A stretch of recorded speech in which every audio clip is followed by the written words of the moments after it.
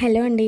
Summer వచ్చేసింది అంటే పిల్లలు ఊరికే ఐస్ క్రీమ్ అని అడుగుతూ ఉంటారు కదా. ఊరికే బయట ఐస్ క్రీమ్స్ కొనివ్వడం మంచిది కాదు కదా. సో నేను ఇవాళ ఇంట్లోనే ఈజీగా సింపుల్గా 2-3 ఇంగ్రీడియంట్స్ తోటి ఐస్ క్రీమ్ ఎలా చేయాలో చూపిస్తున్నాను. నేను కూడా ఫస్ట్ టైం ట్రై చేశానండి. చాలా బాగా వచ్చింది. ముందుగా దీనికోసము ఒక 1 కప్పు విప్పింగ్ పౌడర్, 1 కప్పు పాలు తీసుకొని బాగా మిక్సీ చేసుకొని ఇలా క్రీమీ టెక్స్చర్ వచ్చేంత వరకు కలుపుకోవాలి.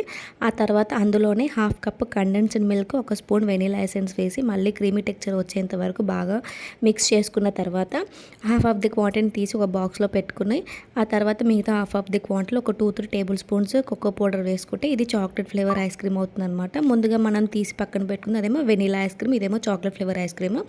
ఈ రెండు మనము ఒక 2-3 అవర్స్ ఫ్రిడ్జ్లో పెట్టుకుంటే మనకు మంచి ఐస్ క్రీమ్ ఫ్లేవర్ టెక్స్చర్ లాగా వచ్చేస్తుంది. చాలా బాగుంటుందండి. అండ్ 2-3 అవర్స్ తర్వాత బయటికి తీసుకొని సర్వ్ చేసుకోవడమే. మీకు నచ్చితే ప్లీజ్ సబ్స్క్రైబ్ చేయండి, లైక్ చేయండి.